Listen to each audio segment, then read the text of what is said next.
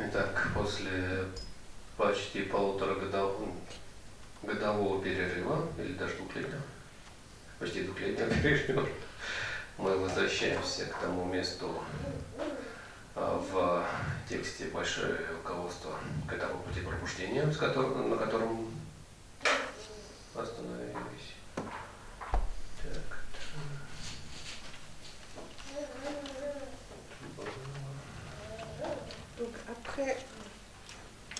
Donc après une interruption d'1 an et demi, voire 2 ans, nous revenons à notre texte aux étapes de la voie vers l'éveil et donc on reprend là où nous nous étions arrêtés il y a donc un certain temps.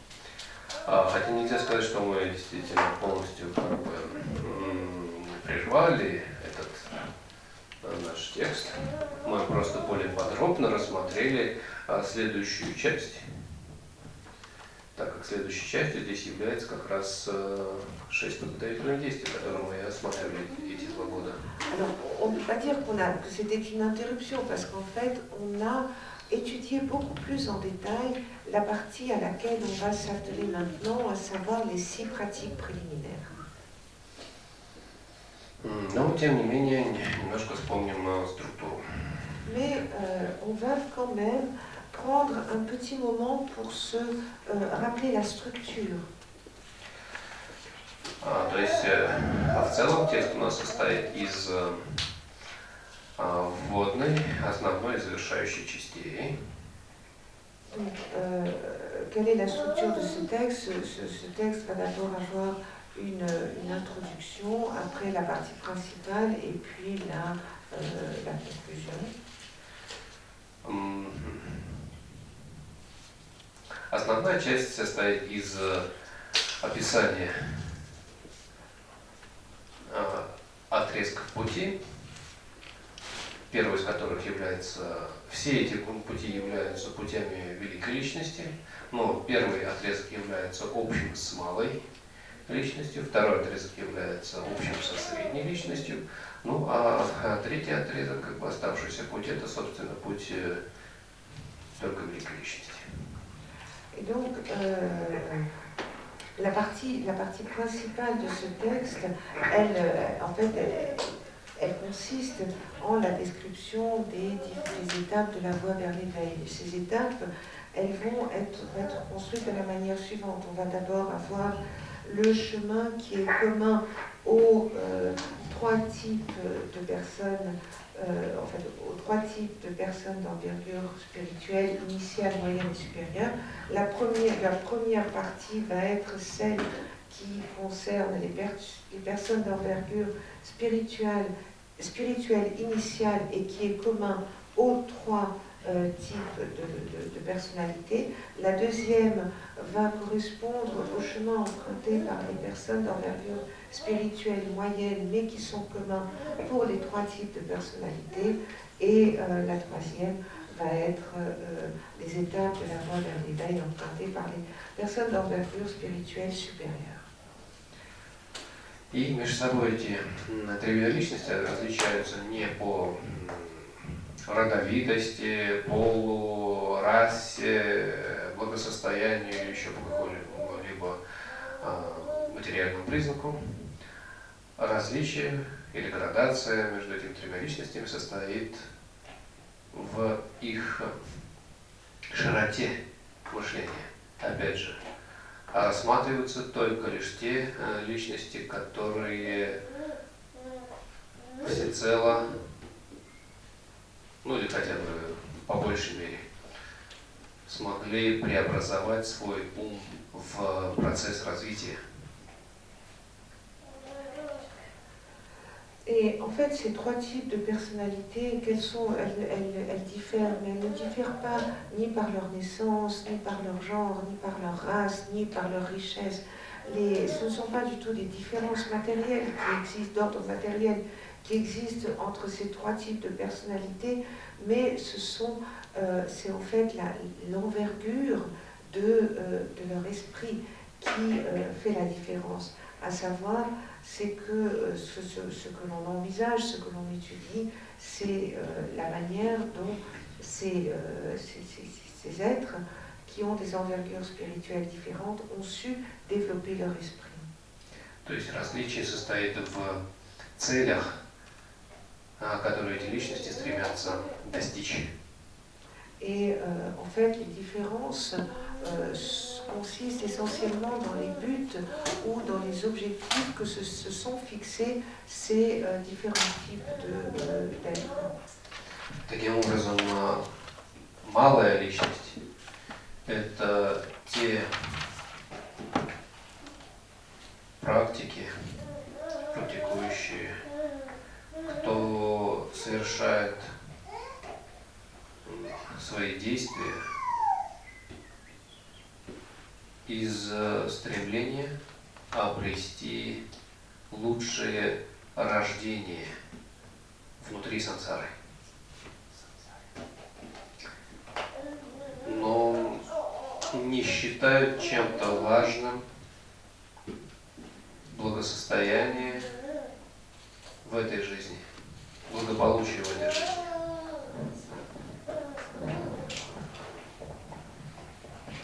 Donc, en fait,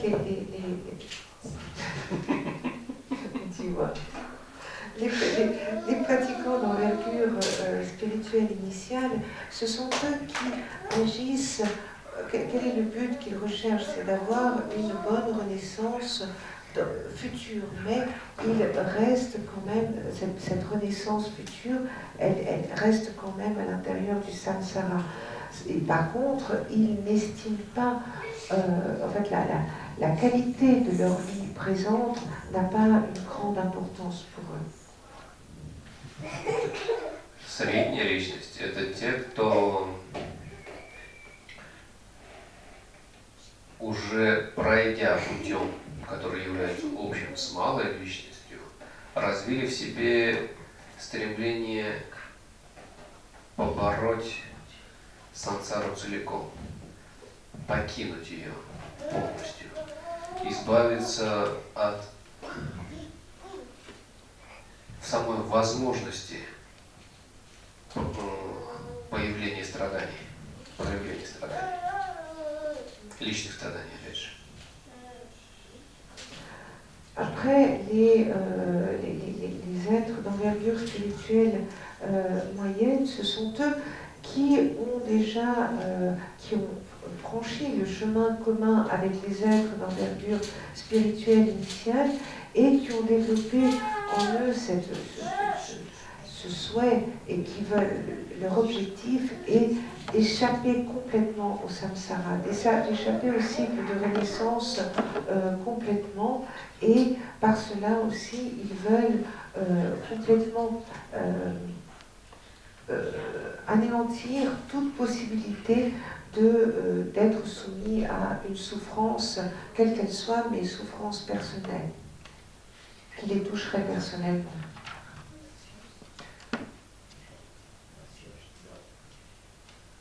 То есть, опять же, можно по-другому еще сказать, что малая личность – это те, кто не хочет страдать в следующем рождении.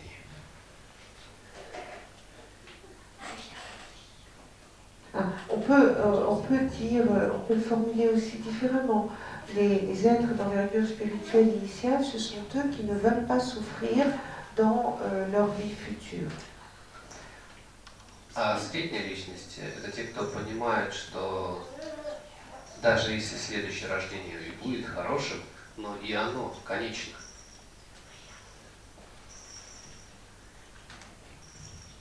И для того, чтобы избежать страданий, как бы уже через рождение следующих, нужно постоянно поддерживать как бы баланс вот этот, тонус.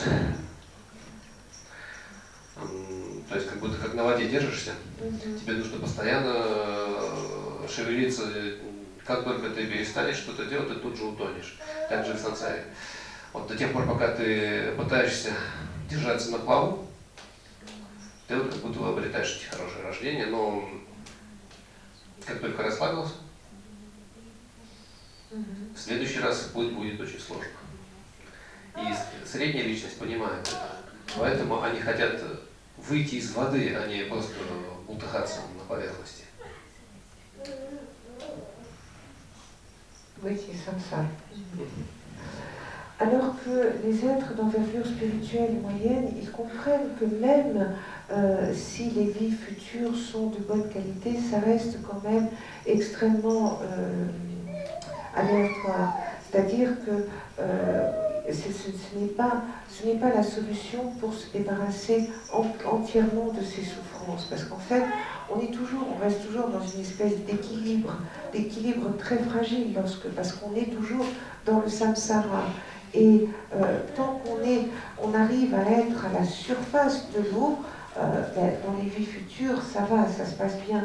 Mais comme cet équilibre est fragile, il est difficile de maintenir, de rester à la surface, et on peut très facilement basculer, et à ce moment-là, remonter à la surface sera d'autant plus difficile. Et c'est pour ça que les êtres d'envergure spirituelle moyenne, ils veulent complètement sortir de l'eau, c'est-à-dire sortir du samsara. А высшая личность – это те, кто полностью осознают страдания в сансаре, всецело, возможно, даже больше, чем средняя личность, хотят покинуть ее, но понимая, что и других существ также нужно освободить, нельзя их бросать, как бы жертвуют своим покоем для того, чтобы привести всех остальных существ к освобождению.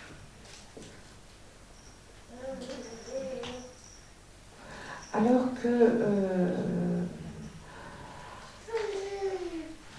les êtres d'envergure spirituelle supérieure, ce sont ceux qui comprennent complètement que les souffrances, elles sont dans le samsara, qu'elles font partie intégrante de ce samsara. Et ces êtres d'envergure spirituelle supérieure, ils veulent sortir, et encore, ils ont ce souhait qui est encore plus prononcé que chez les êtres d'envergure spirituelle moyenne, ce souhait prononcé de quitter le samsara. Mais ils comprennent qu'il est possible de laisser tous les autres êtres. Et c'est pour cela qu'ils font quelque part fi de leur propre personnalité, et qu'ils veulent emmener tous les êtres vers l'éveil.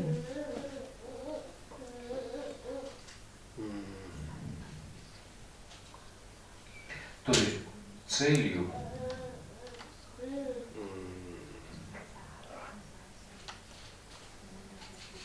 можно сказать, наверное, что той целью, к которой стремятся эти высшие личности, является совершенное пробуждение, то есть становление Буддой. On peut dire dans une certaine mesure que que l'objectif des êtres d'envergure spirituelle supérieure est d'atteindre l'éveil et d'atteindre la bouddhéité. Но стать Буддой – это не значит либо полностью исчезнуть, либо же он как бы сам погрузился в покой, и тебя уже не беспокоит то, что происходит с другими существами. Mais atteindre l'état de Bouddha, la bouddhéité, ça ne veut pas dire qu'on va disparaître, ça ne veut pas dire qu'on va tout à coup se plonger dans un calme parfait et qu'on ignorera tout ce qui se passe autour de nous. Если опять же продолжить эту аналогию с океаном и тонущими в нем существами, то, наверное, можно представить Будду как того, кто добрался до берега,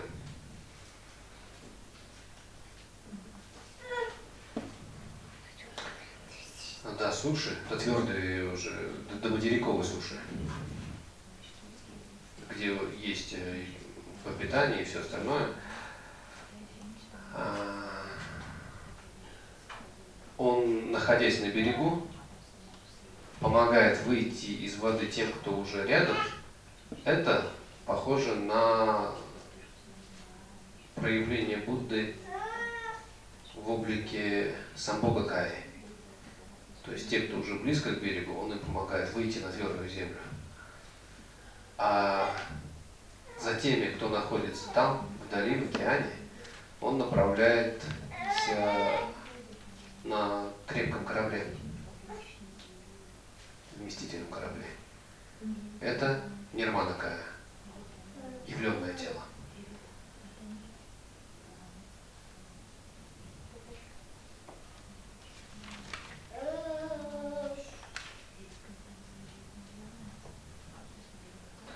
En fait, si on continue pour continuer la comparaison avec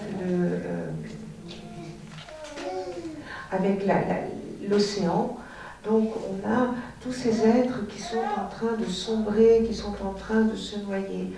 Et le Bouddha, lui, il a réussi à atteindre le bord du continent, c'est-à-dire l'endroit où où on a tout pour survivre. On peut trouver de quoi manger, etc. Et lorsqu'il est finalement arrivé sur le bord, il peut aider les autres êtres à sortir des profondeurs de l'océan. Donc, lorsqu'il aide les êtres qui sont près du bord à sortir de l'océan, là, c'est lorsque le Bouddha se trouve sous la forme du Sambhogakaya, c'est-à-dire du corps de jouissance. Après, lorsqu'il arrive à sauver les personnes qui sont en train de sombrer dans l'océan, de se noyer, mais qui se trouvent plus loin, le Bouddha va les chercher, mais il est sur un bateau. Et là, il va les chercher sous la forme du Nirmanakaya, c'est-à-dire du corps d'émanation.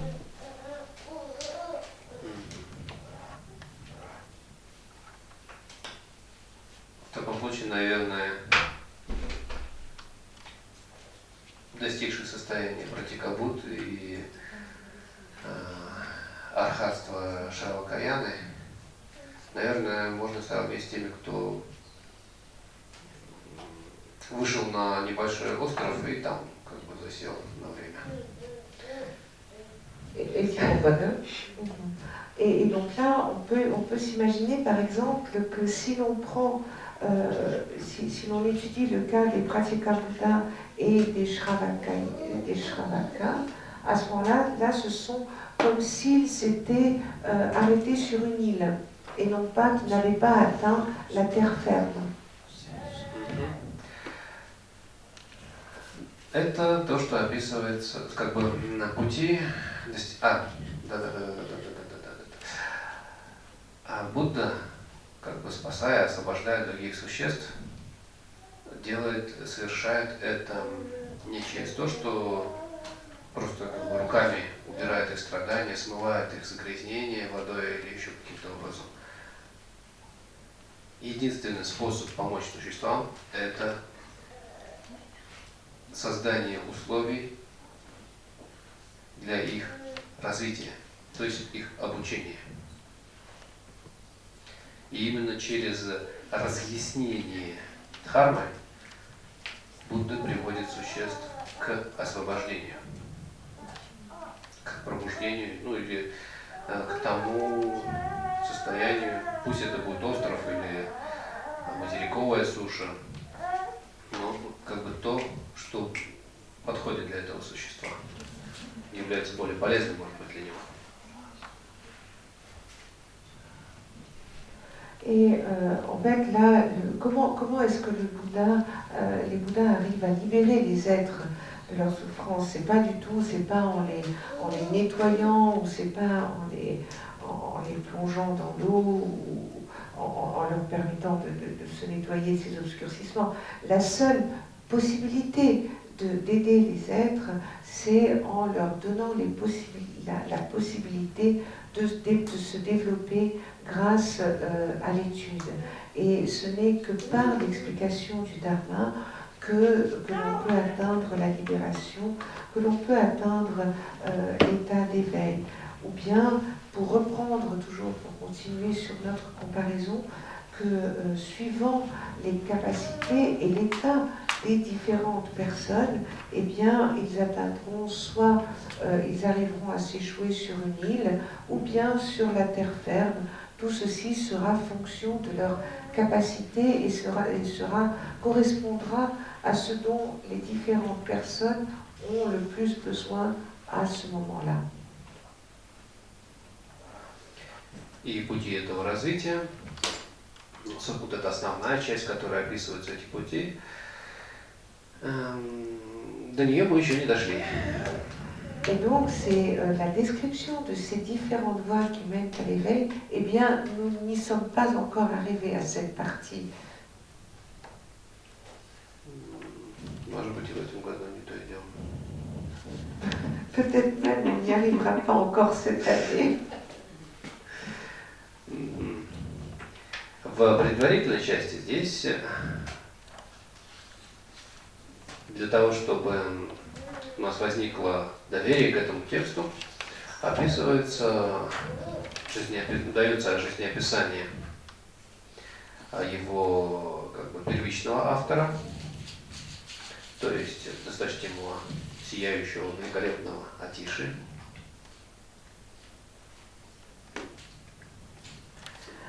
Donc, tout d'abord, dans ce texte, on commence par, et afin de développer la confiance que l'on va avoir dans ce texte, on commence tout d'abord par décrire les excellentes qualités du grand maître Atisha, qui était l'auteur, qui est l'auteur de ce texte. Здесь досточтимый Цунгапа, как бы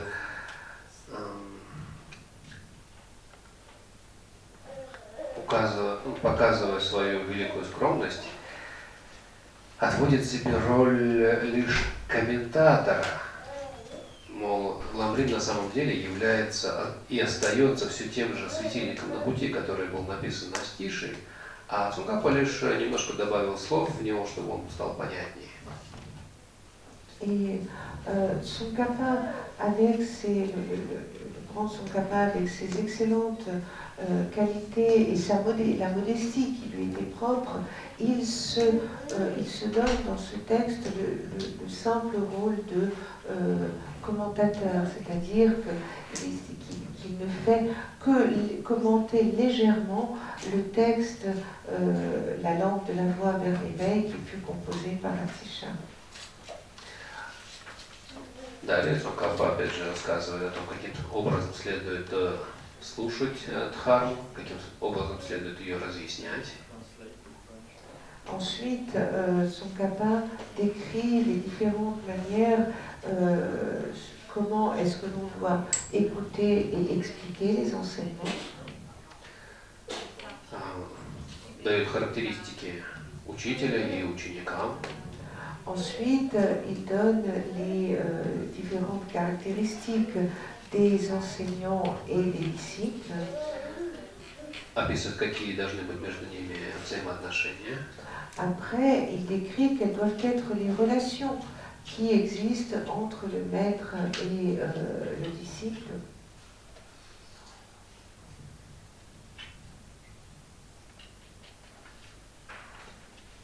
Мы это полностью закончили, вот это заключение уже Да. все закончилось, да? Мы 85-й полностью закончили и должны перейти на 86-й так, сегодня. Et donc, on s'était arrêté à la page 85 de la version russe et on reprend donc la page 86. Далее Цунгапа рассказывает о том, как в целом должна строиться наша практика. Et donc ensuite, dans cette nouvelle partie, Tsongkhapa va donner des indications sur la manière dont notre pratique doit se dérouler. И показывает то, каким образом изучение Ламрима должно у нас как бы встраиваться в эту практику, или каким образом наша практика является изучением Ламрима, или изучение Ламрима является нашей практикой. et comment l'étude du lamrim s'intègre dans notre pratique, et en fait comment finalement le lamrim est l'équivalent de notre pratique, et comment notre pratique se conjugue, ou est l'équivalent du lamrim. И перед тем, как приступить к, собственно, изучению ламрима, необходимо совершить некоторые подготовительные действия. Et avant de s'atteler à l'enseignement du lamrim lui-même, il faut effectuer des pratiques préparatoires préliminaires. Как бы более подробном виде мы с вами их как раз уже смотрели в последние 1,5-2 года. Et donc, durant l'année et demie qui vient de s'écouler, on a vu en détail quelles étaient ces pratiques préparatoires avec vous. Поэтому сейчас просто пройдемся по тексту. Et donc, c'est pour cela que maintenant, on va juste lire le texte rapidement. Так, краткое изложение правил практики. Здесь 2 параграфа. Сами правила практики, то есть, собственно, правила практики, и упразднение ложных представлений о том, как должны строиться эти практики, и о том, что такое аналитическое созерцание. Et donc, ici, on prend directement dans le texte. Donc ce chapitre est intitulé « La brève indication sur la manière de pratiquer ». Et dans cette partie, il y a 2 paragraphes. Tout le premier paragraphe sera les règles de la pratique elle-même, et le deuxième paragraphe sera intitulé « Comment réfuter certaines conceptions erronées à propos de la pratique », et on traitera plus particulièrement de la méditation analytique, de type analytique. Из этих 2 тем, первое, то есть сами правила практики, здесь описание должно быть, что делать во время созерцания и что делать в промежутках. Первое, это, то есть, что делать во время созерцания. Здесь, опять же, с чего должно все начинаться, это 6 подготовительных действий. И здесь мы видим, что созерцание – это не просто сидение на одном месте, собрав глаза в кучку, мысли в пучок.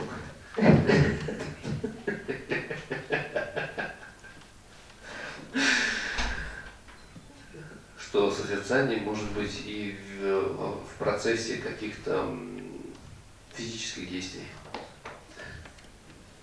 Et donc,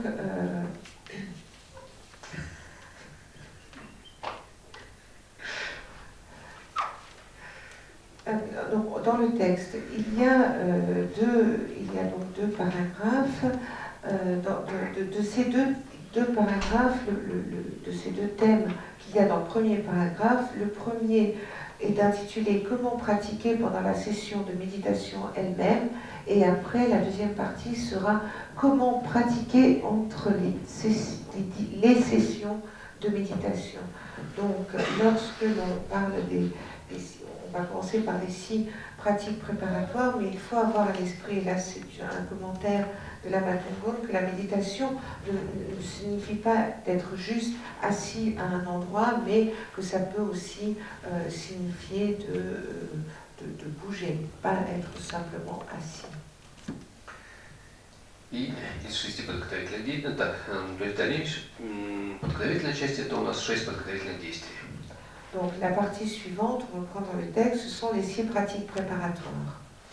Да, первое – это чисто подметите комнату, то есть место вашего обитания или место, в котором вы практикуете, и красиво расставьте символы тела, речи и ума пробужденных Будд, как, например, указано в житии Сыр Линпэ.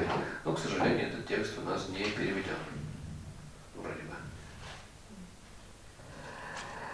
Donc, comment commencer, comment pratiquer pendant la session de méditation elle-même?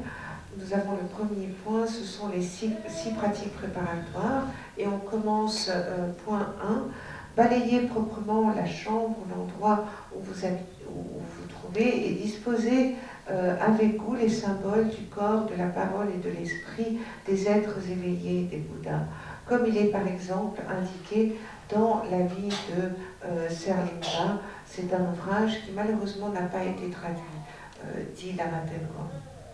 Ну, то есть расположить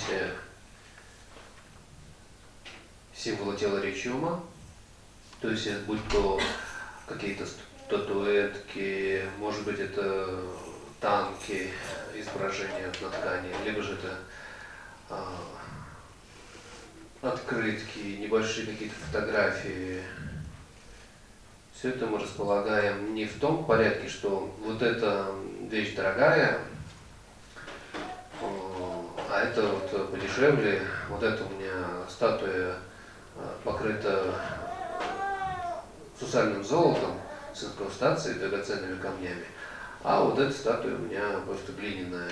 Вот эту отлил или слепил известный художник, скульптор, а вот эту так где-то кто-то неизвестный сделал. Опять же, вот здесь это мне нравится, это мне не нравится и так далее. Такие критерии не подходят для как бы того, каким образом следует оставлять эти символы.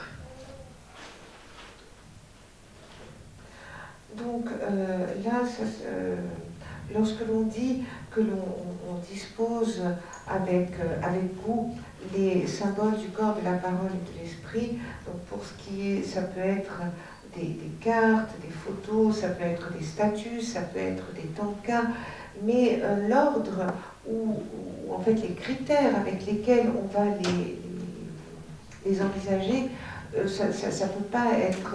On ne peut pas se baser sur des critères de prix, par exemple. On ne peut pas se dire que cette statue, parce qu'elle est en or avec des incrustations de pierres précieuses, a plus de valeur qu'une statue qui aura été faite en terre cuite, qu'on ne peut pas non plus se dire que on va la poser dans un endroit parce qu'elle a été faite par un sculpteur très célèbre, alors qu'une autre aura été achetée à un artisan peu connu, ou bien encore un autre critère qui serait « Ah, cette statue-là ou cette représentation-là me plaît, et puis celle-là, je ne l'aime moins », eh bien, ce ne sont pas des critères, ce ne sont pas ces critères-là sur lesquels on doit se baser.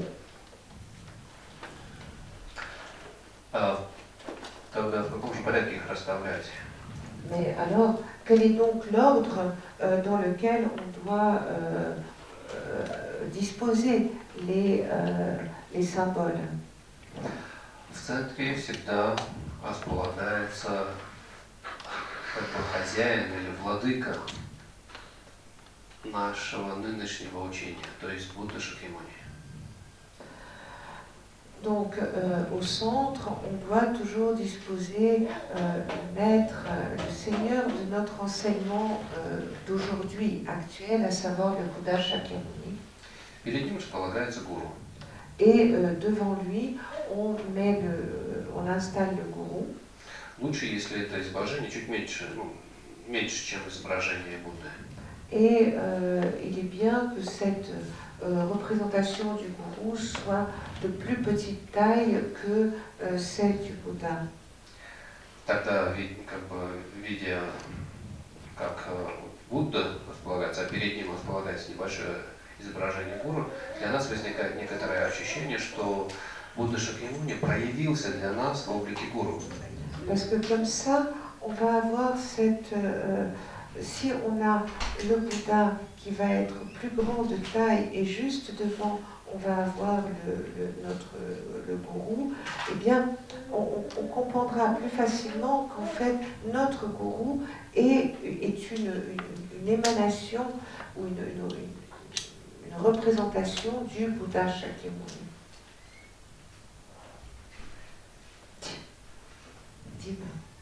Дядя Тимо совсем отвалился.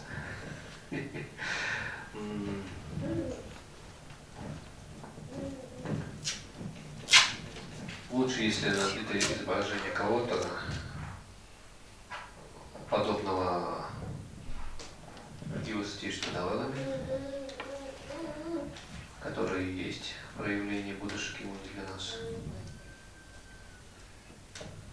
Donc par exemple, c'est bien que ce soit une représentation de sa sainteté, le Dalai Lama, qui est pour nous, qui représente pour nous le Bouddha Shakyamuni.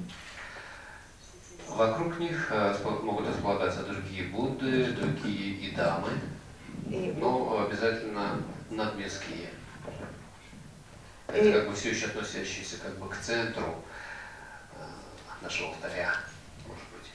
Et autour d'eux, on peut installer d'autres déités, d'autres idams qui seront toujours qui seront installés autour d'eux. Где-то рядом, возможно, располагается ступа. Après, non loin, on peut disposer un stupa, Символ ума Будды. Qui représente l'esprit de Bouddha. Иногда можно ее поставить, может быть, и сверху, но чаще все-таки она где-то на одном уровне вместе с Буддой располагается. Mais des fois, la représentation du stupa peut se retrouver au-dessus sur l'autel, mais le plus souvent, il va être au même niveau que Bouddha sur l'autel. Символ речи Будды – это книги. Их лучше, может быть, расположить сверху, если есть такая возможность. Et si vous en avez la possibilité, les symboles de la parole du Bouddha, ce sont les livres. Et donc eux, si c'est possible, c'est mieux de les installer au-dessus. Ну, или как у нас не было возможности расположить их над Буддой, поэтому они располагаются как бы на одном и том же уровне, здесь рядом. Et ici, par exemple, comme on n'avait pas la possibilité de les disposer au-dessus de Bouddha, eh bien les livres se trouvent à côté, au même niveau. Но ни в коем случае не под. Mais en aucun cas, les livres ne doivent se trouver en dessous. Защитников в целом, опять же, надмирских, их вот можно где-то рядом расположить, опять же, следующим как бы кругом. А защитников и божеств мирского плана, их желательно с краю располагать. Вот их ни в коем случае нельзя оставить в центр. В центре должны располагаться Будды, затем кто-то подобный им, опять же, надмирские защитники. Мирские защитники обязательно с краю, либо снизу.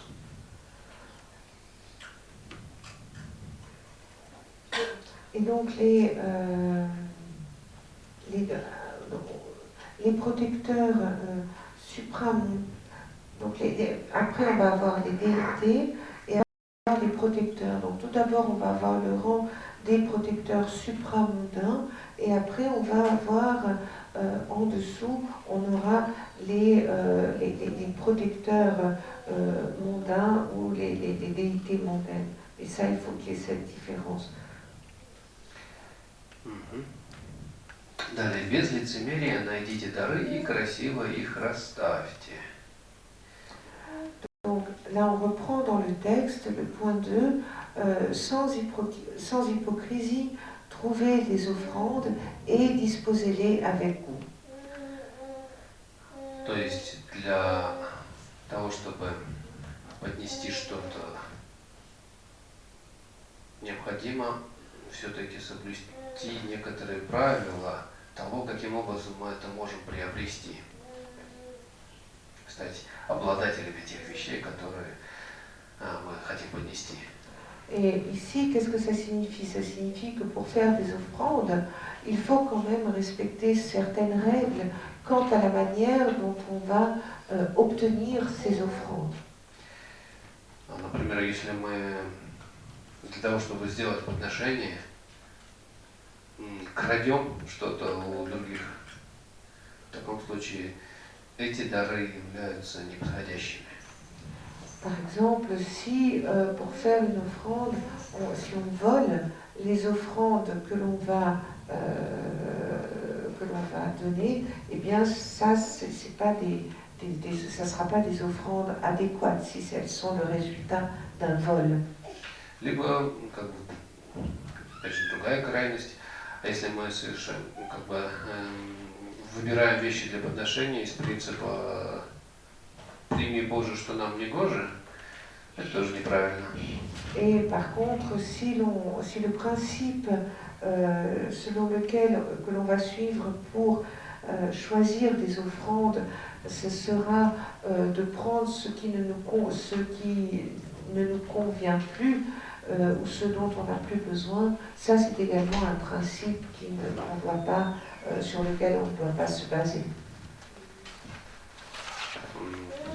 То есть, когда мы выбираем какие-то продукты, которые сами мы не будем употреблять, зато для подношений как раз пойдет.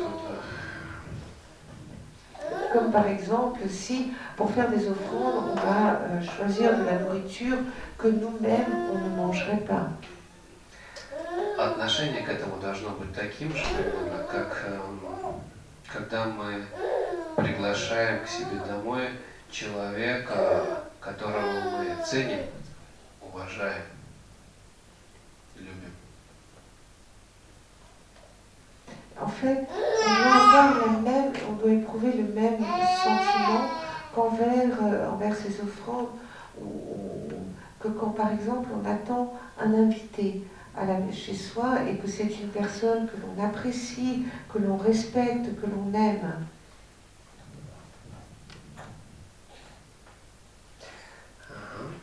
Затем, поскольку в уровнях Шравак, это такой текст, который написан Асангой, говорится, что когда очищаешь ум от скверн, сонливости и вялости, нужно с кем-нибудь прогуляться. А когда очищаешь ум от такой скверны, как сильное желание, следует усесться со скрещенными ногами на подушку или подстилку. Поэтому сядьте, выпрямив туловище на удобное сиденье, скрестив или наполовину скрестив ноги, и целиком обратитесь к прибежищу и устремленности к пробуждению.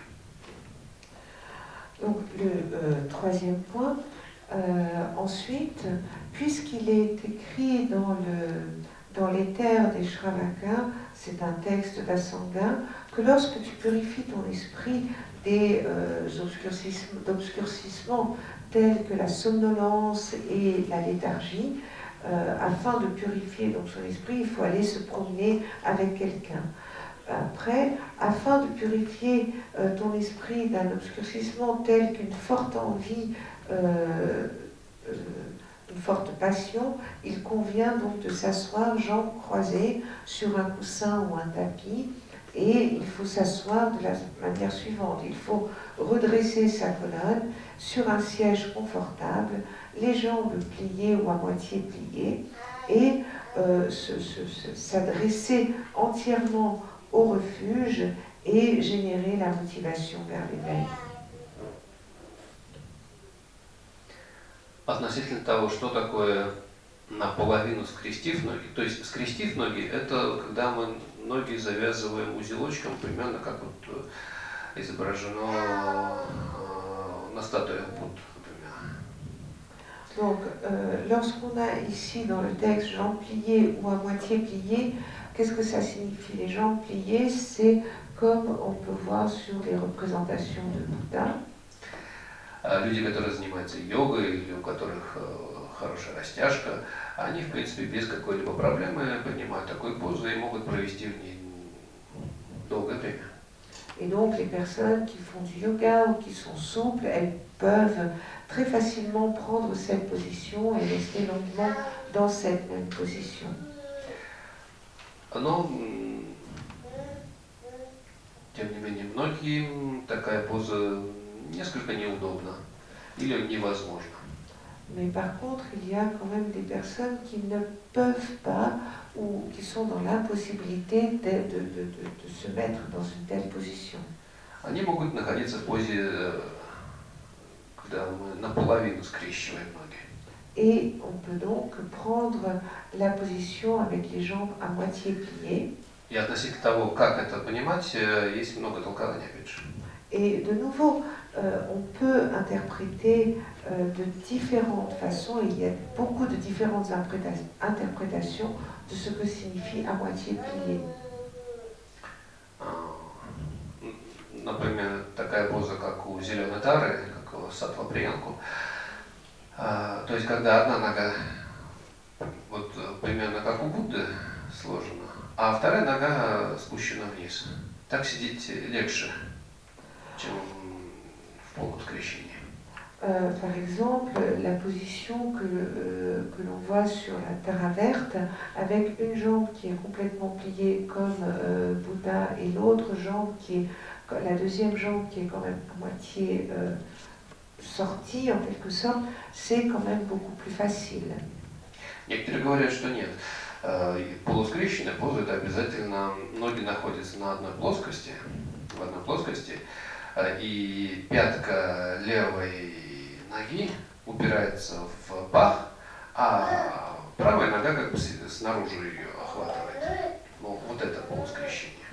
Après, d'autres personnes disent que non, la position avec les jambes à moitié pliées, c'est pas du tout celle-là. C'est une position dans laquelle la plante du pied gauche est repliée et touche l'aine, alors que la jambe droite, elle, va encercler la jambe gauche. В Индии я видел много раз, например, продавцов, они часто сидят в такой позе и вроде бы довольно долго сидят, и им это удобно. Et par exemple, en Inde, j'ai vu à de nombreuses reprises des marchands qui étaient dans cette pose-là, et ils restent dans cette position très longuement, puis ça a l'air d'être assez confortable. Возможно, собственно, это и имеется в виду. Et peut-être que c'est à cette position que l'on se réfère lorsque l'on dit les jambes à moitié pliées. Но другие говорят, что полускрещенная, как бы поза с полускрещенными ногами, это когда сидим по-турецки. То есть вот как, например, тибетские монахи обычно сидят. Après, d'autres disent encore que non, la position jambes à moitié pliées, c'est lorsqu'on est assis, comme sont souvent assis les moines tibétains, en position à la turque.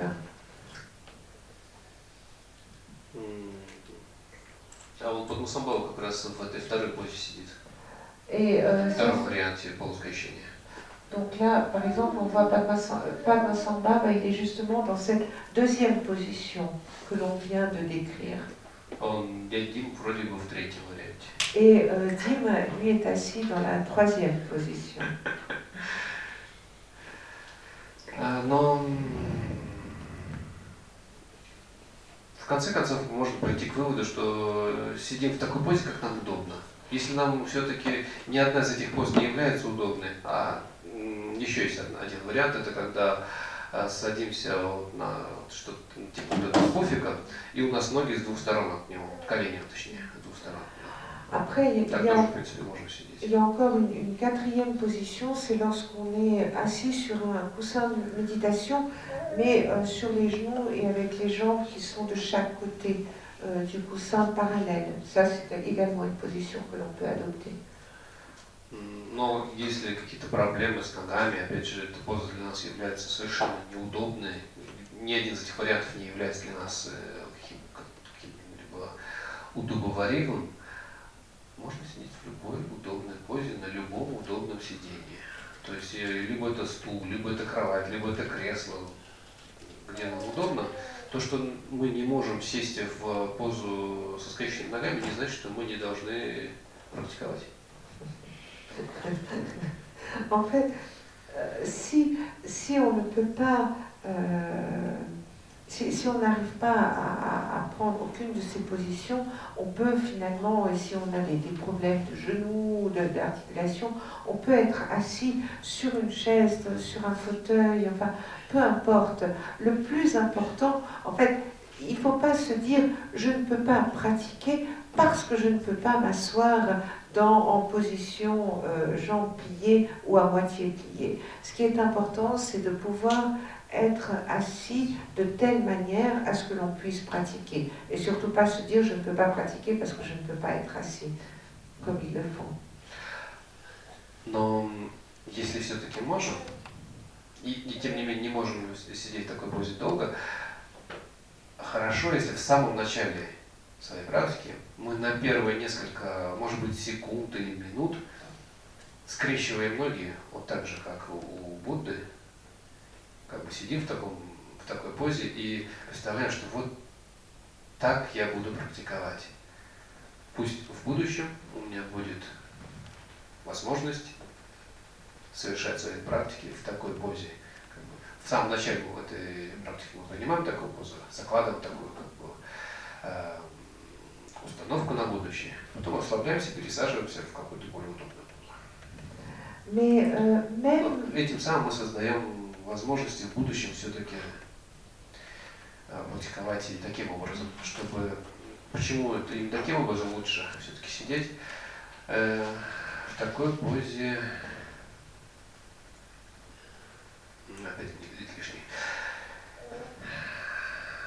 Ну, в общем, течение пран внутри каналов в такой позе является наиболее подходящим для процесса развития.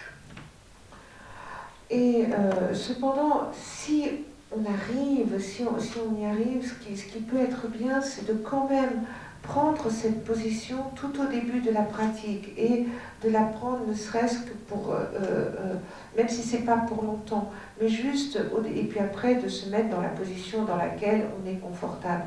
Mais si on arrive, c'est quand même bien d'adopter cette posture, ne serait-ce qu'un tout petit peu. Et pourquoi est-ce que c'est important? C'est parce que en faisant cela, en fait, on plante les graines pour le futur, pour être capable dans le futur d'être assis dans cette posture-là. Et pourquoi cette posture? C'est parce que c'est la posture qui permet quand même la circulation des vents dans les canaux de la meilleure façon possible. Ну, насколько это возможно, опять же, желательно выпрямить спину. Alors après, autant que possible, ce qui est souhaitable, c'est de redresser sa colonne. Ну, естественно, что не значит, что нужно убрать все изгибы в позвоночнике. Позвоночник должен как бы сохранять этот правильный изгиб S-образный. Просто мы не перегибаемся слишком, выпрямляем спину так, что насколько это возможно. Опять же, если у нас какие-то заболевания, если у нас или врожденные, или приобретенные какие-то проблемы с позвоночником, это мы находимся в той позе, какой мы можем, в той позе, какая для нас комфортна, чтобы поза не стала причиной, из-за которой мы быстрее заканчиваем свою практику. Тело должно помогать практиковать, а не мешать. Et de nouveau, après la deuxième chose est d'avoir la colonne droite. Mais ça ne veut pas dire qu'il faut que notre colonne soit droite comme un piquet. Il faut quand même conserver les formes de la colonne, mais simplement, il ne faut pas être complètement voûté vers l'avant ou trop penché vers l'arrière. Mais il faut que, de nouveau, cette posture, le dos droit, soit confortable. Parce que, bien évidemment, si on a des problèmes de dos, si on a des maladies, à ce moment-là, il ne faut pas forcer. Mais ce qui est important, c'est que d'avoir à l'esprit, c'est que dans toutes ces postures, le corps doit aider la pratique. Il ne doit en aucun cas empêcher la pratique. И находясь в такой позе, мы совершаем обращение к прибежищу трех драгоценностей и развитие устремления к пробуждению. С другой страничка. Вверху. Да.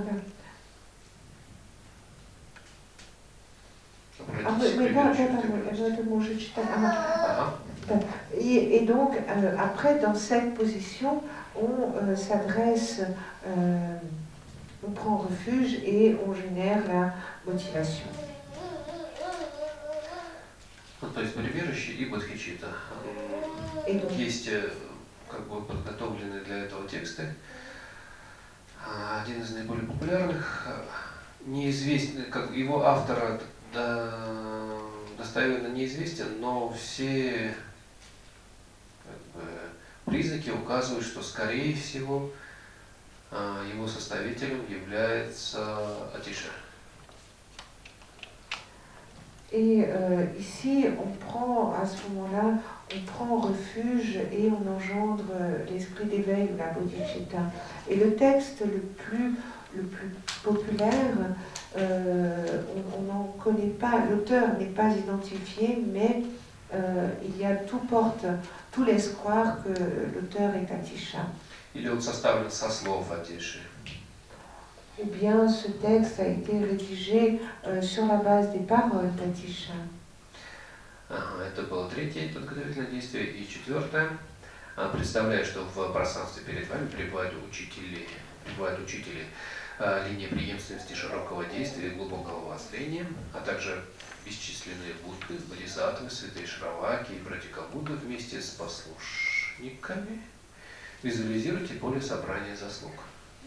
Et donc, on reprend dans le texte, visualisez que dans l'espace devant vous se trouvent les maîtres de la lignée de la vaste conduite et de la vue profonde, ainsi que d'innombrables Bouddhas, Bodhisattvas, des Shravakas, Pratipabouddhas avec les auditeurs, et visualisez le champ d'accumulation des mérites. Опять же, так как поле собрания заслуг обычно включает в себя не одну сотню фигур, иногда некоторые люди начинают стрессовать, мол, я не могу себе представить такое множество перед собой, я не могу вообще практиковать, все, я бросаю и нет, как бы, не нужно переживать, если мы не можем себе представить, визуализировать перед собой многих, мы можем зато визуализировать одного. Ведь если мы созерцаем гуру, например, в облике Цукабы, то он для нас является средоточием всех трех драгоценностей.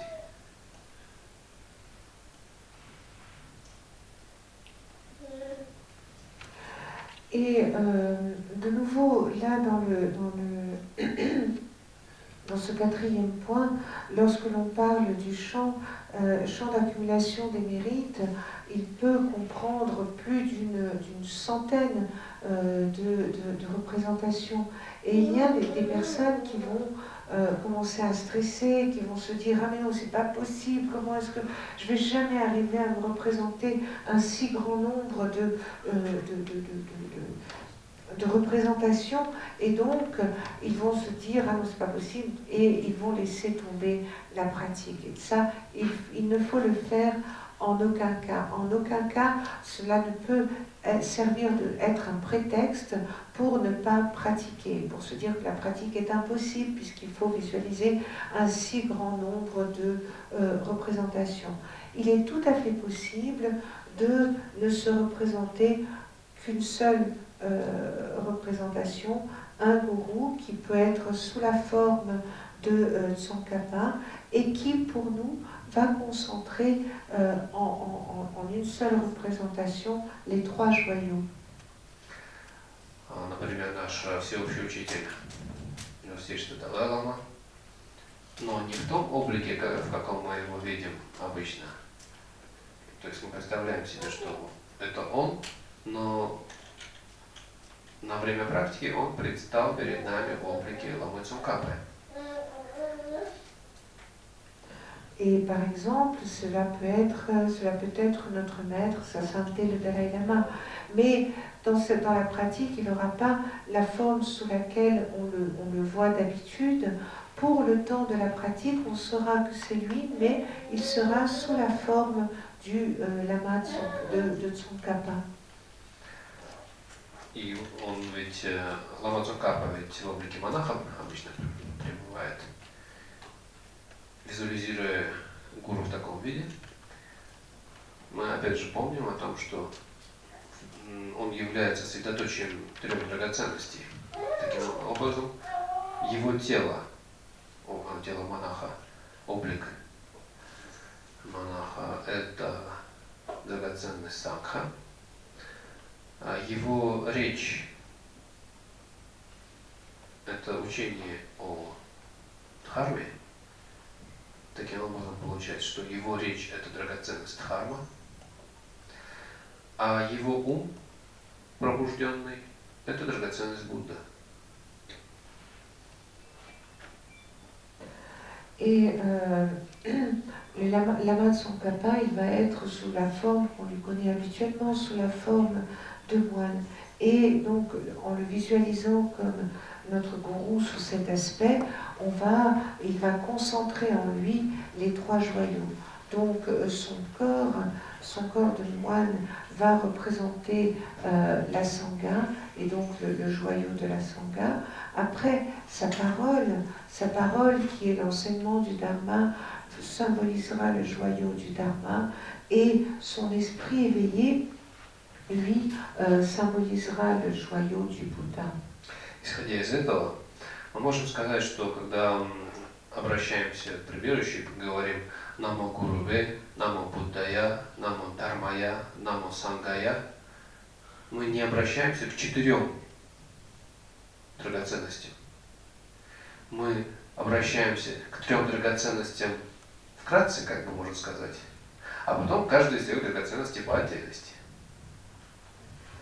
Et c'est pour cela que l'on peut dire que lorsque l'on prend refuge et lorsque l'on prend refuge dans le gourou, après dans le dharma, dans le Bouddha, dans la sangha, finalement lorsque l'on prend la première prise de refuge dans le gourou, on prend aussi refuge dans les 3 joyaux.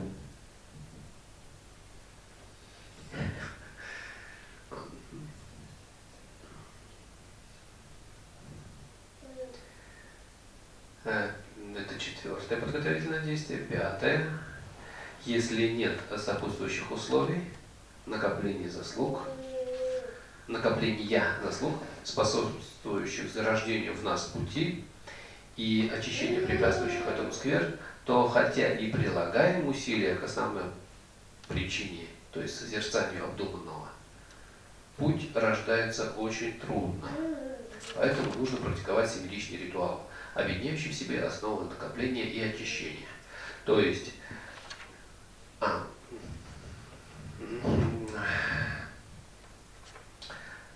даже если у нас есть хорошая машина, но без бензина и с камнями под колесами, она у нас никуда не поедет. Поэтому сначала нужно убрать камни из-под колес, или сначала залить бензин, а потом убрать камни, или убрать камни, а потом залить бензин, а можно сделать это одновременно, если у нас несколько человек. Таким же образом и здесь. Если у нас нет сопутствующих условий, то есть заслуг, с одной стороны, с другой стороны, у нас куча всяких разных, у нас огромный груз тяжелой кармы, дурной, и все это мешает нам в практике, а все это мешает нашему развитию, хотя мы и прилагаем усилия, сидим, скрестив ноги, у нас все болит, но мы все терпим, мы можем это терпеть, мы все в поту, у нас глаза в кучку. Тем не менее, мы вроде бы и созерцаем, все как написано, одобрение становимся. Мы все больше и больше терпеть не можем у всех окружающих, они все какие-то неправильные. Мы практикуем, они этого не понимают, и вообще плохие они люди оказываются почему-то. Все это указывает на то, что мы не совсем правильно подходим к своей практике. Для того, чтобы она была более эффективной, для того, чтобы наши глаза в кучку принесли какую-то пользу, нужно устранить то, что мешает, и накопить то, что будет способствовать, сопутствовать, помогать. Убрать камни из-под колес и залить бензин.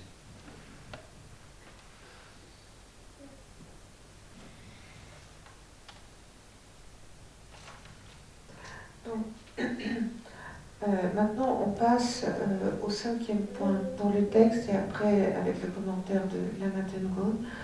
Donc, ensuite, bien que nous fassions beaucoup d'efforts pour réfléchir sur des thèmes,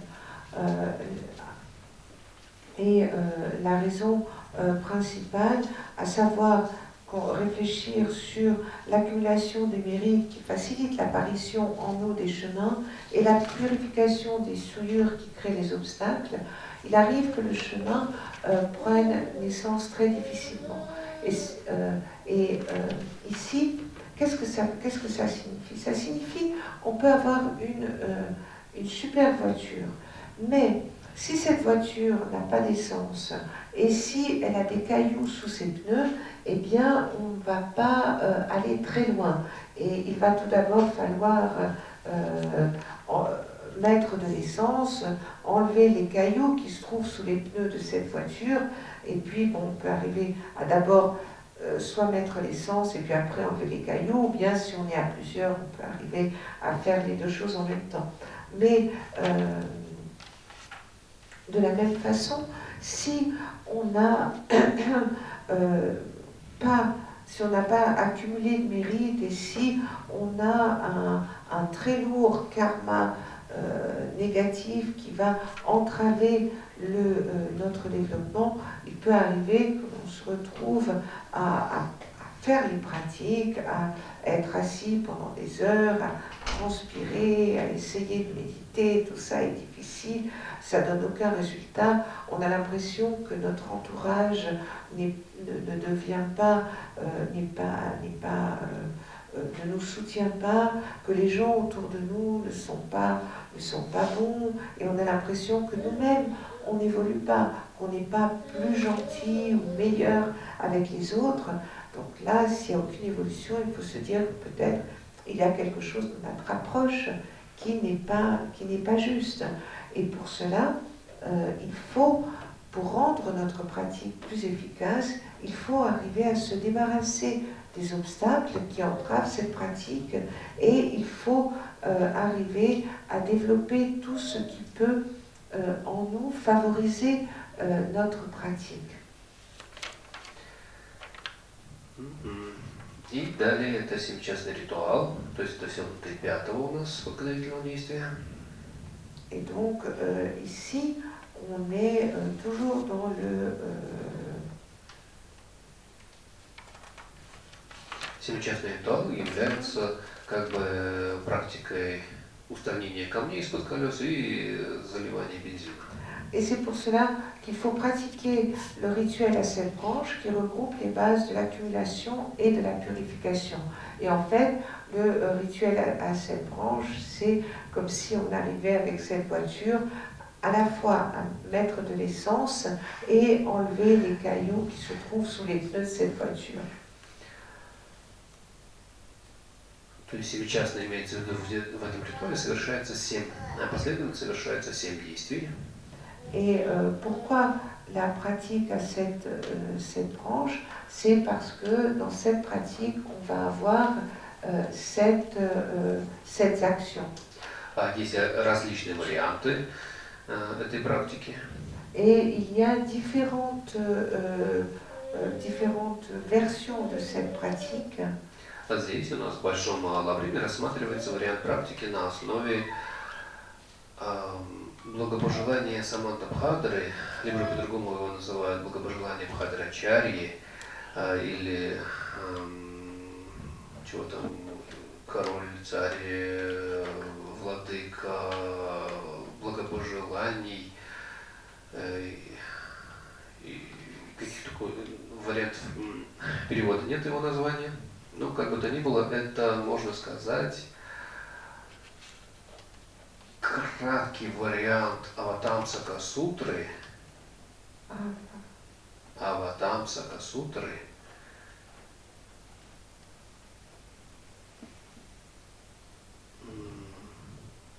И опять же, это вариант семичастного ритуала, изложенный самим Буддой Шакьямуни. Et donc, il y a différentes versions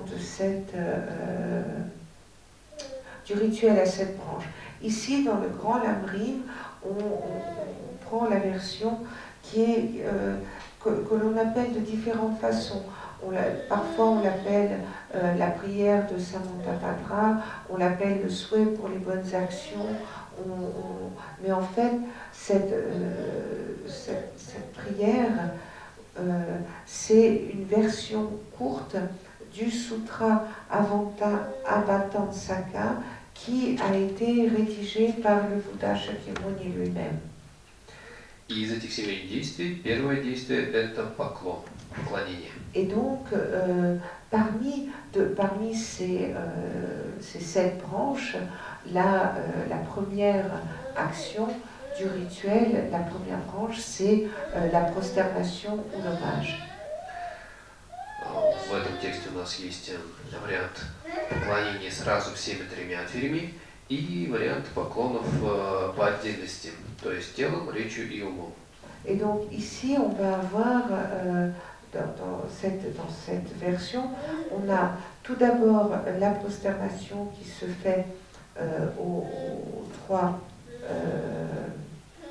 joyaux d'un seul coup, aux 3 portes, et après, on va avoir les prosternations qui se font avec les différentes portes, par le corps, l'esprit et la parole. Итак, здесь первая строфа. Сколько ни есть в мирах 10 направлений и в 3 временах приходящих ревов среди людей, пред всеми ними, без исключений, я благоговейно склоняюсь телом, речью и умом.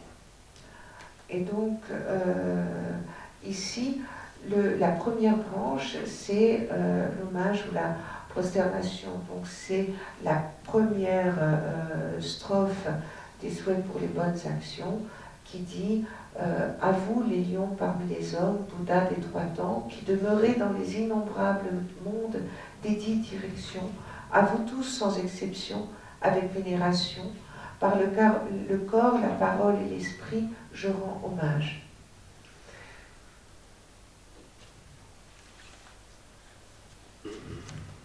Представив всех победителей, то есть Будд прошлого, будущего и настоящего, пребывающих во всех сторонах света, то есть север, запад, юг, восток, на 4 основных направления. Северо-запад, юго-запад, северо-восток и юго-восток, 4 промежуточных направления, вверх-вниз, 10 направлений. Имеется в виду со всех сторон, во всех направлениях. То есть не только Будды, один Будда Шакьямуни, но и все Будды, всех направлений, всех времен, которые были, есть, будут, те Будды, которые находятся здесь, те Будды, которые находятся там, где бы то ни было, все Будды. Всех их выставляем. То есть они только будут какой-нибудь одной области мира и одного из 3 времен, от всей души, опять же искренне, то есть они подражают другим, почтительно поклоняйтесь им своими 3 дверями, то есть телом, речью и умом.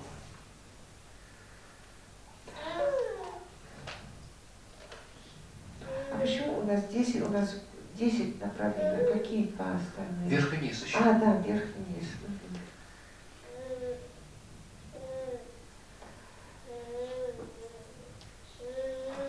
Donc, on reprend dans le texte. Représentez-vous tous les vainqueurs du passé, de l'avenir et du présent qui arrivent de tous les coins de l'univers.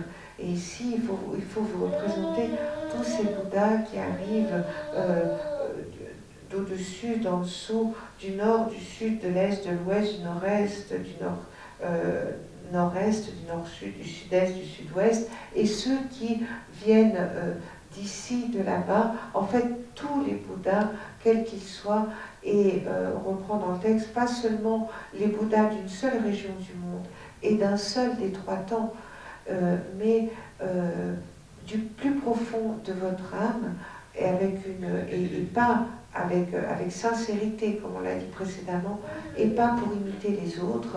Prosternez-vous avec respect devant leurs trois portes, devant le corps, la parole et l'esprit.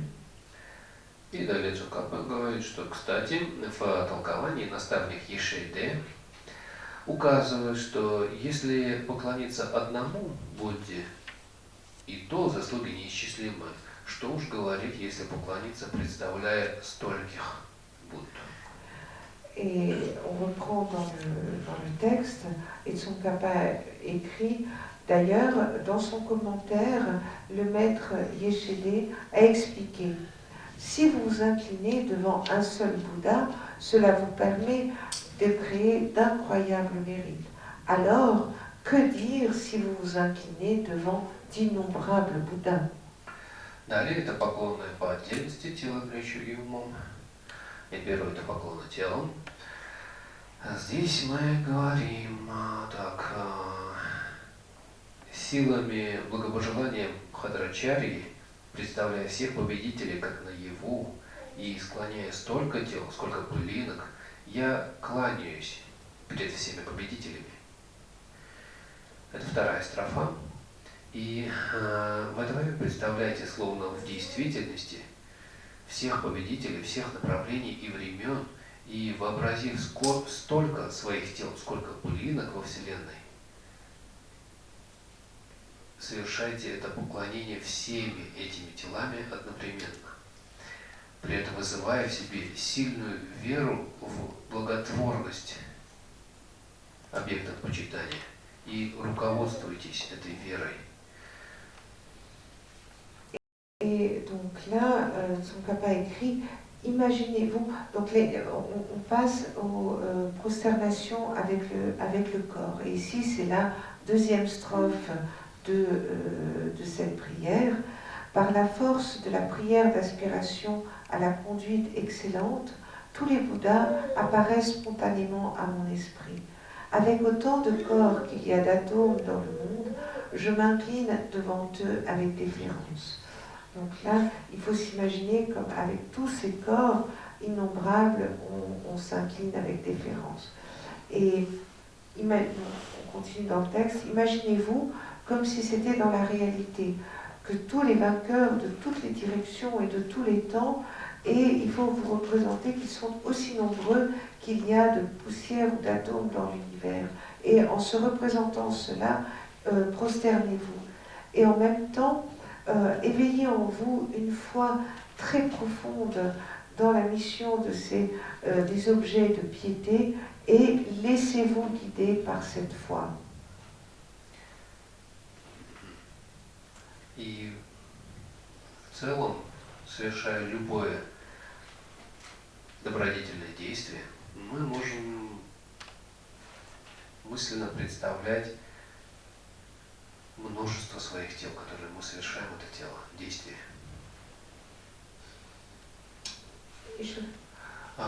Какое бы действие мы ни совершали добродетельное, мы можем представлять его, мысленно представлять, что совершаем это действие не одним нашим привычным телом, а мысленно сгенерив мириады наших тел, заполнив этими телами всю Вселенную, делать это синхронно. Флешмоб получается, да?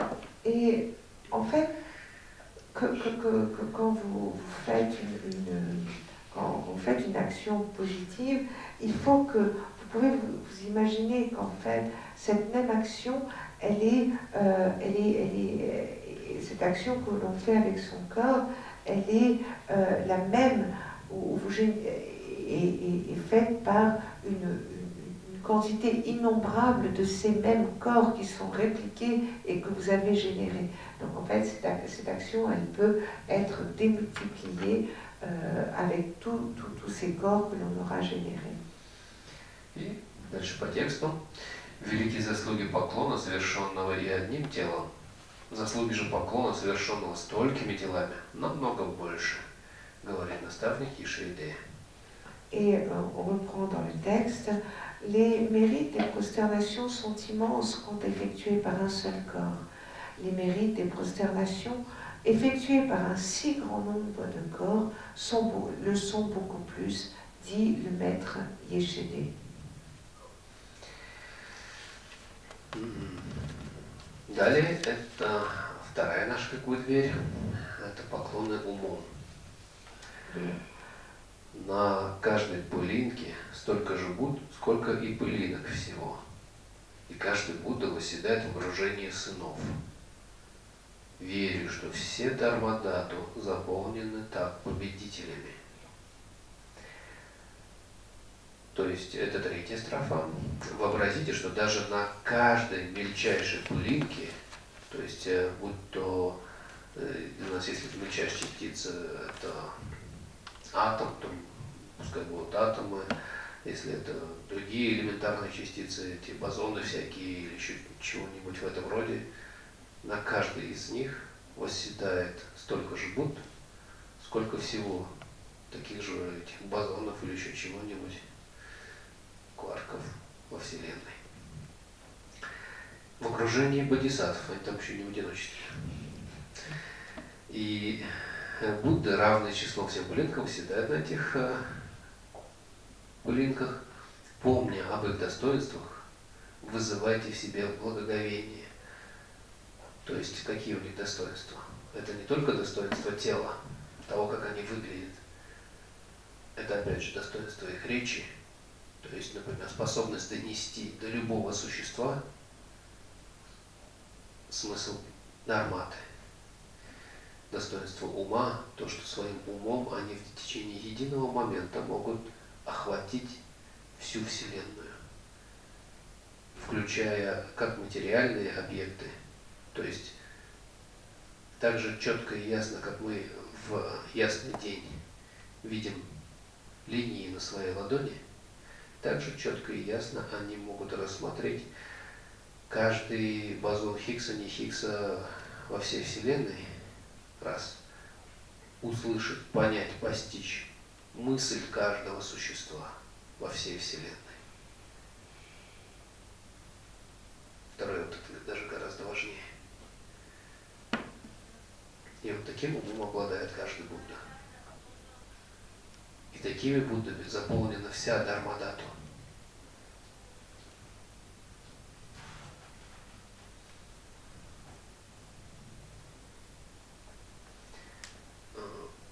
Ощущение благоговения перед тем, насколько это здорово. И есть поклонение умом.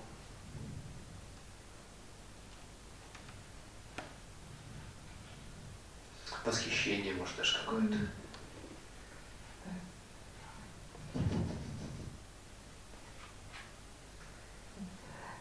Donc,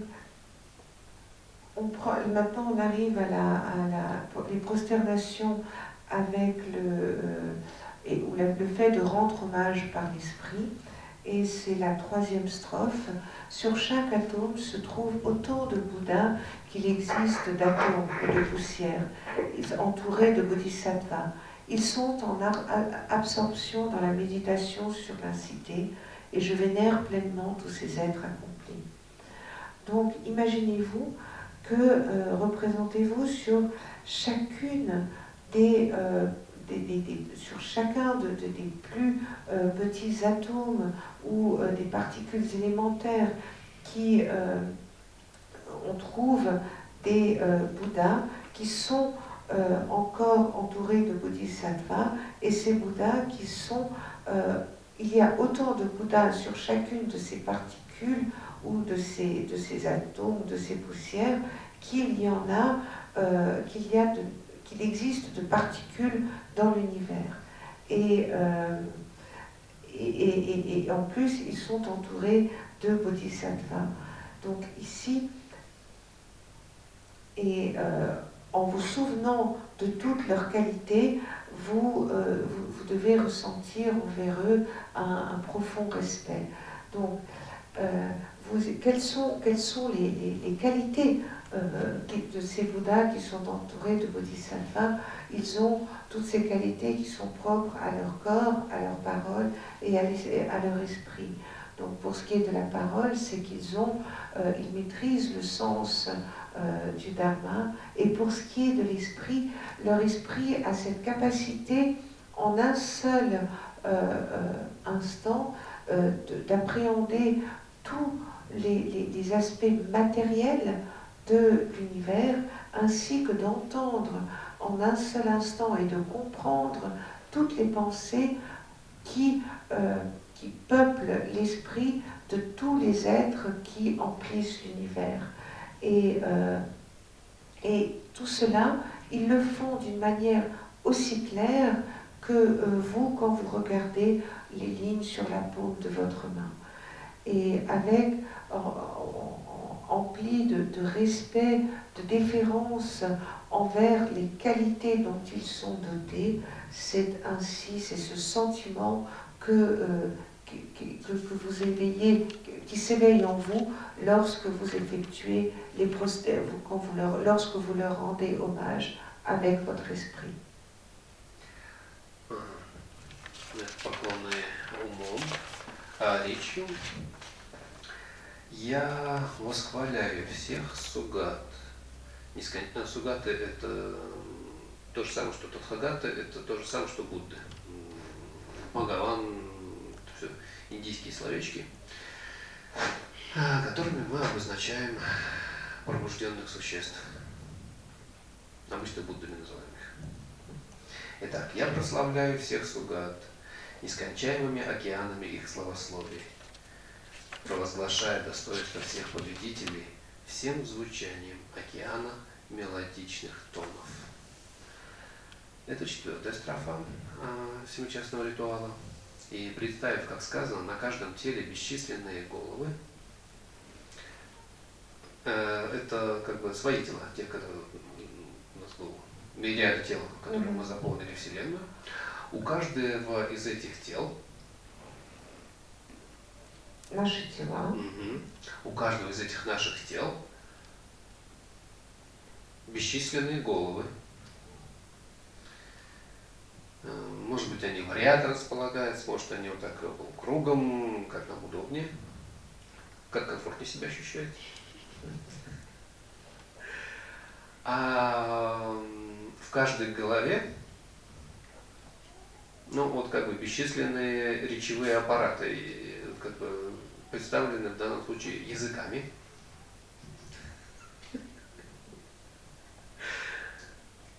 И каждый вот из этих штуковин, трюки, да, благозвучным голосом, то есть каждый из этих речевых аппаратов может издавать очень приятные звуки. Вот все они благозвучным голосом возносят неисчерпаемые хвалы достоинствам почитаемых. Возможно, нет такой необходимости представлять так много как бы неудобностей, как много голов и много языков на всех этих головах. Чаще всего это очень некомфортно, непривычное ощущение. Но мы можем представить, что тот легион наших тел, точнее те мириады наших тел, имеют способность всеми своими частями производить приятные звуки и произносить хвалы. То есть, например, наши поры на коже тоже издают звуки приятные. И они могут говорить, как бы, прославлять Будду. То есть, даже тем, что вот мы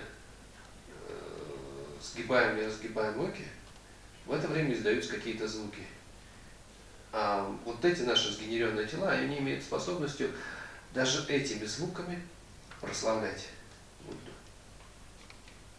Все в них, как бы в этих телах устроено так, чтобы провозглашать достоинство Будды. И вот таким образом мы возносим эти неисчерпаемые хвалы достоинством почитаемых. И благозвучие, так как у нас в тексте есть, это благозвучие, словословие, это восхваление, звучание океанно-мелодичных тонов, это как раз восхваление. Так, его составные.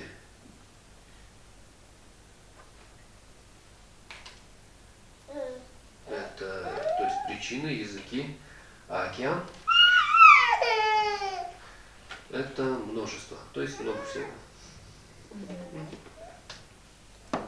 Donc maintenant, on passe à la prosternation verbale, la dernière manière de rendre, qui est la manière de rendre hommage par la parole. Et c'est la quatrième strophe qui dit que j'exalte les vertus de tous les Bouddhas et célèbre tous les Sugatas en chantant un océan de louanges intarissables par les sons émis d'un océan de voix mélodieuses. Ici, il faut vous représenter qu'il est dit dans ces strophes que sur chacun de nos corps innombrables, il y a un nombre infini de têtes.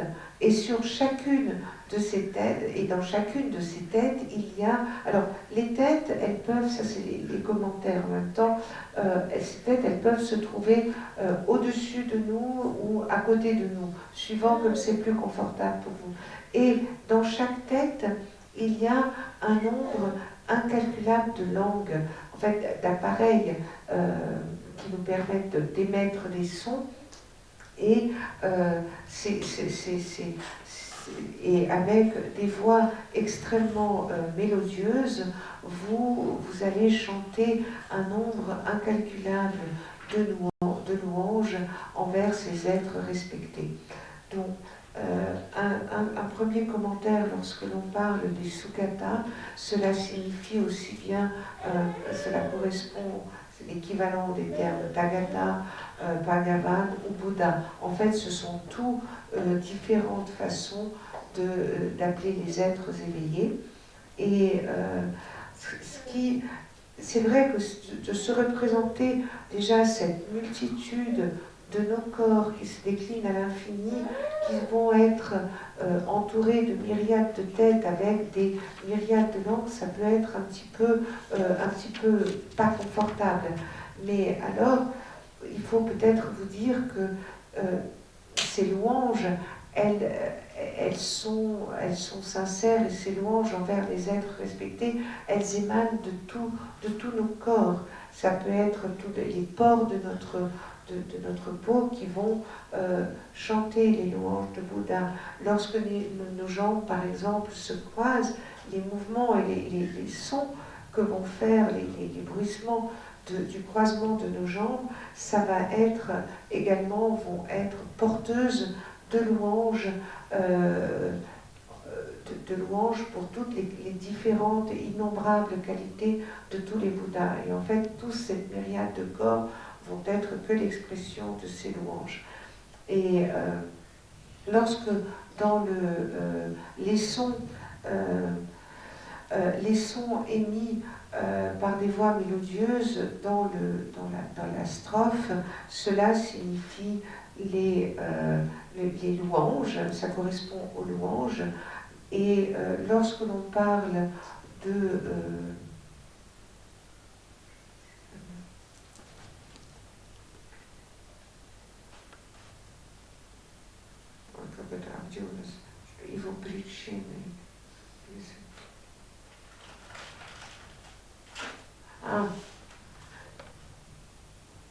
Et après, on va avoir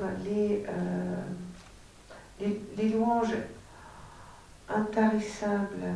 C'est justement, ça correspond aux langues qui vont être à l'origine de ces louanges. Et après, l'océan, ça fait référence à la multitude, à la myriade de toutes ces langues et toutes ces têtes qui chantent les louanges. Так, второе действие – это подношение. Здесь у нас ограниченное подношение и неограниченное отношение.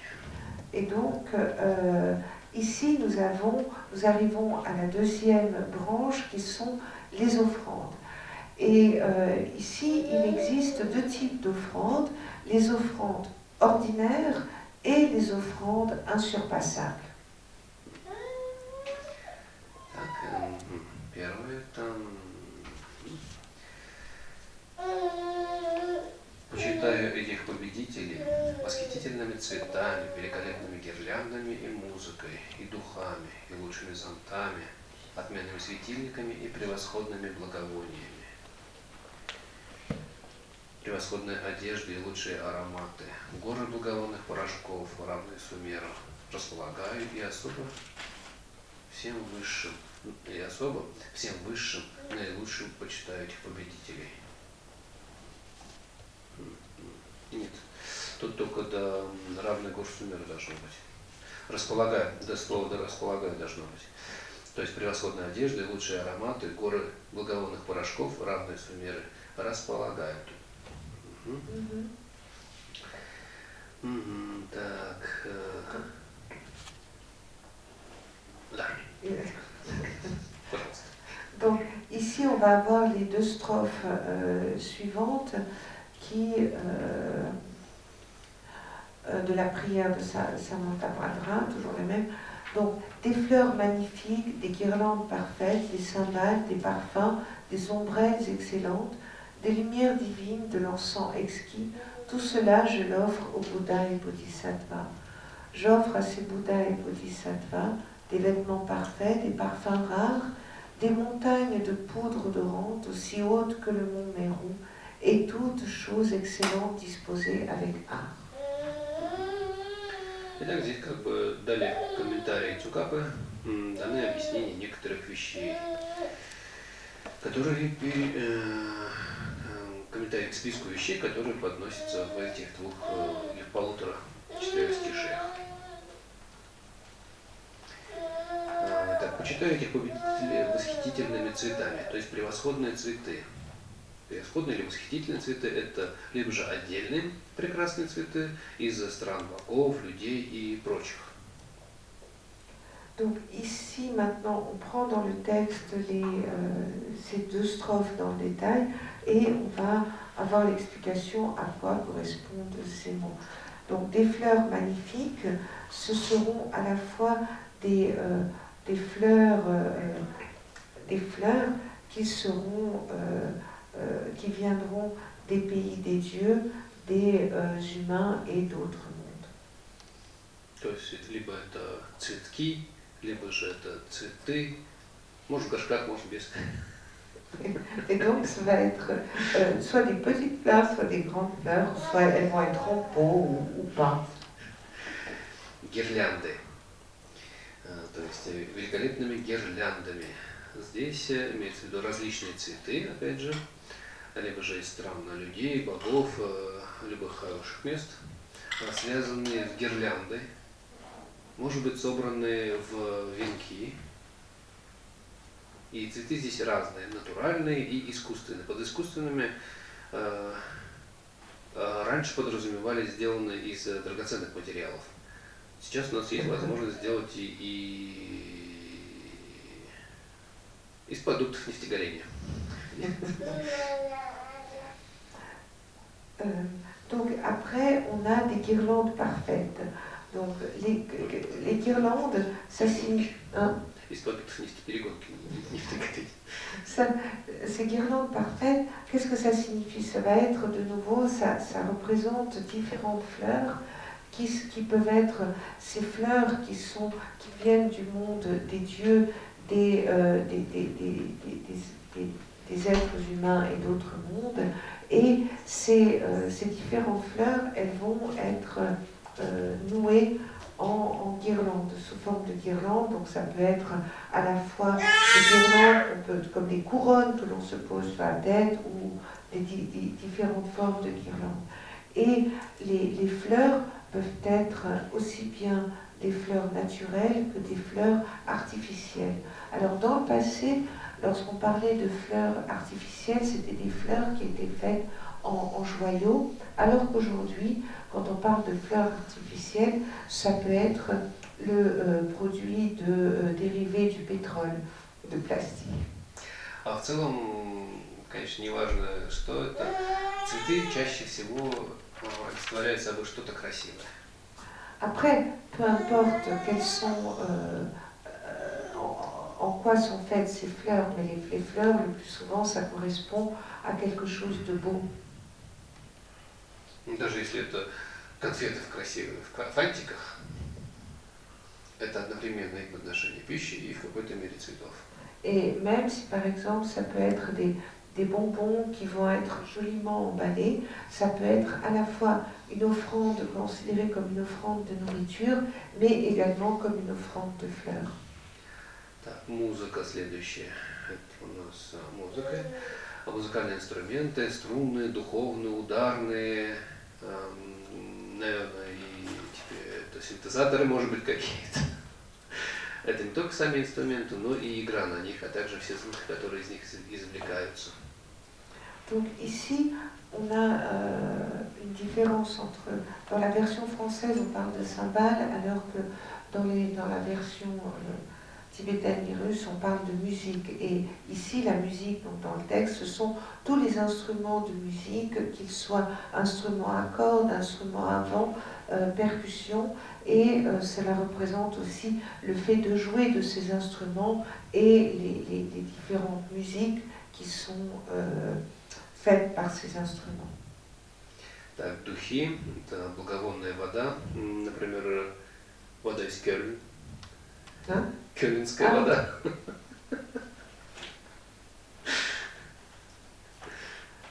Donc après, on a des parfums. Donc des parfums, c'est de l'eau parfumée. Et ici, ça peut être tout type d'eau parfumée, comme par exemple l'eau de Cologne.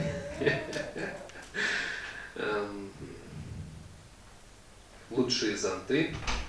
Вот опять же, лучшие из всех зонтов, какие только могут быть.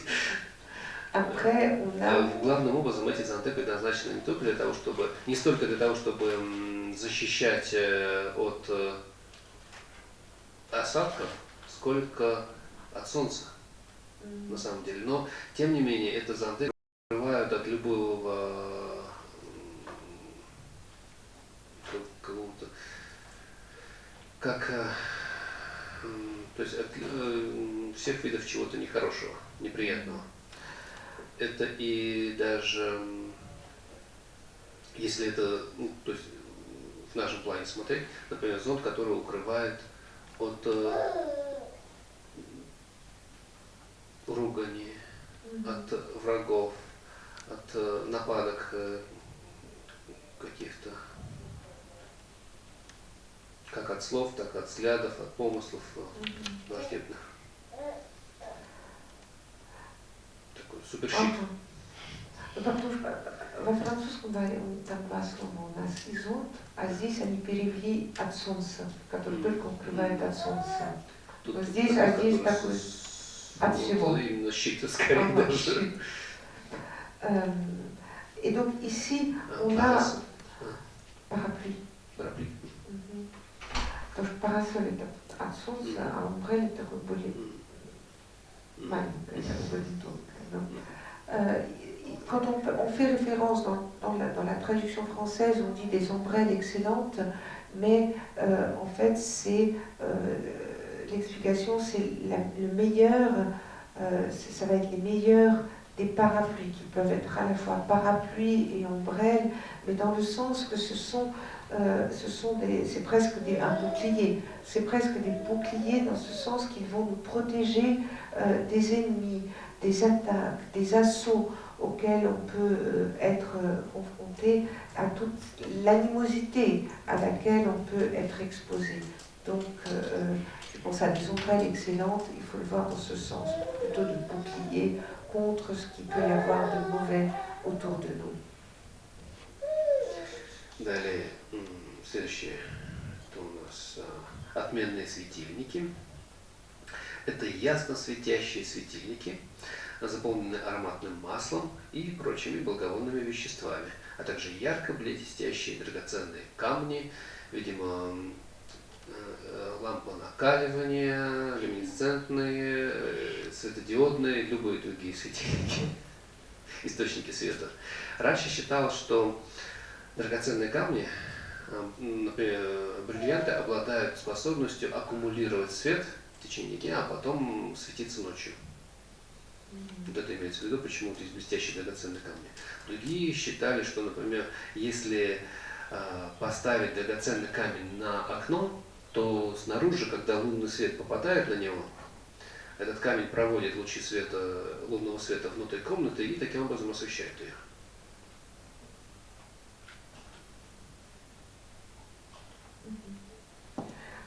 Après, on a des lumières divines. Donc, des lumières, ce sont des lumières qui sont qui éclairent de manière très, très claire et puissante et qui sont remplies d'huile odorante et d'autres produits qui sentent bon. Et ça correspond aussi à des joyaux qui brillent de tout leur feu. Donc, en fait, c'est toutes les sources de lumière, que ce soit aujourd'hui, enfin, toutes les différentes sources de lumière qu'on peut avoir. Ça peut être des spots et des LED et tout ce que l'on veut.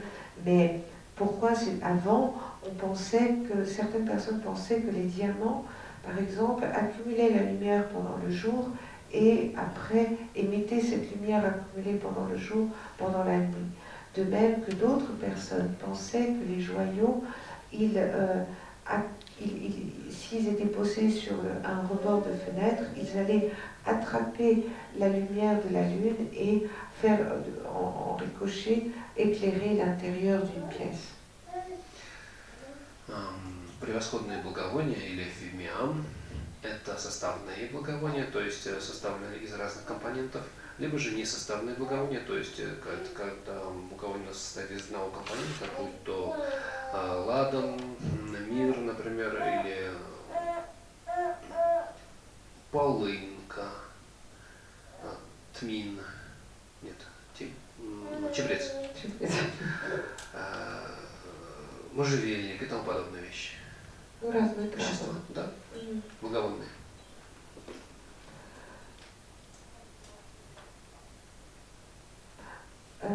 Après, on a dans le texte de l'encens exquis ou phimiam.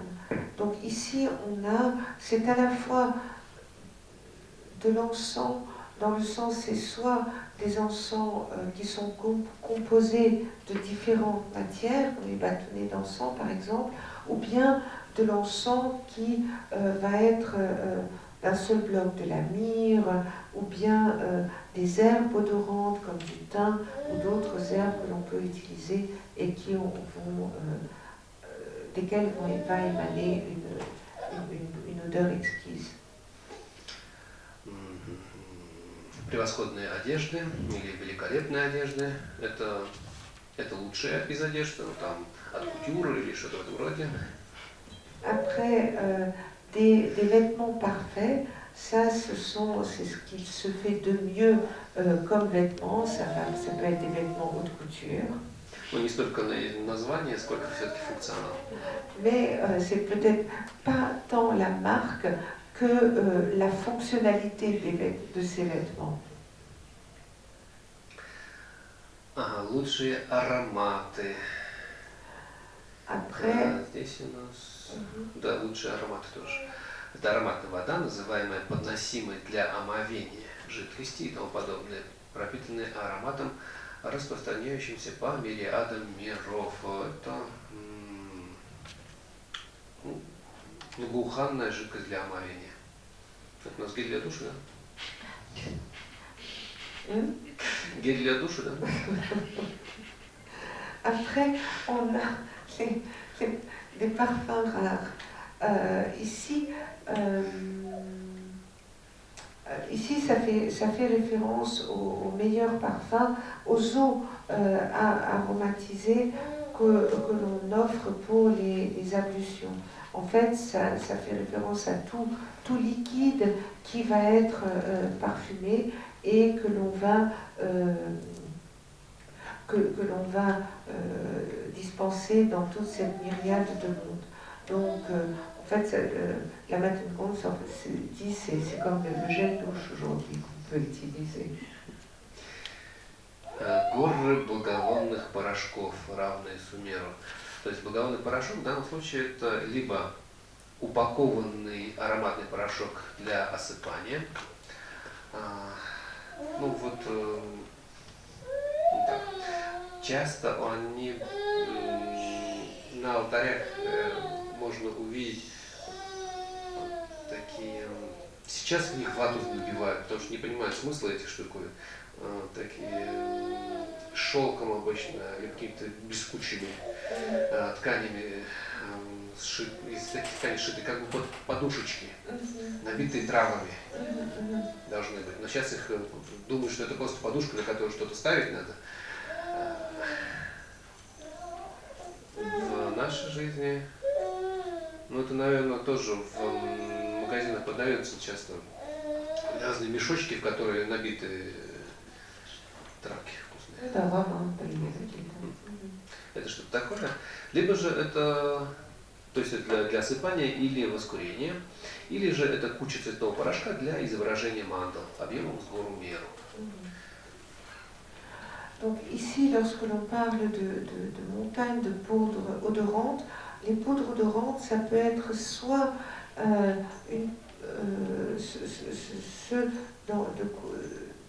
de quoi on remplit des petits coussinets odorants que l'on trouve sur les autels. Donc c'est vrai qu'aujourd'hui, souvent ces coussinets, les gens ont oublié, puis ils les remplissent tout simplement de coton, alors qu'à la base, ils sont remplis de ces poudres qui peuvent être, cette poudre qui est faite à base d'herbes odorantes, ou bien que l'on peut utiliser cette poudre, l'on peut utiliser aussi pour la faire brûler et ça va avoir une bonne odeur, ou bien encore ça peut être, ça correspond à toutes ces poudres colorées que l'on utilise pour les mandalas.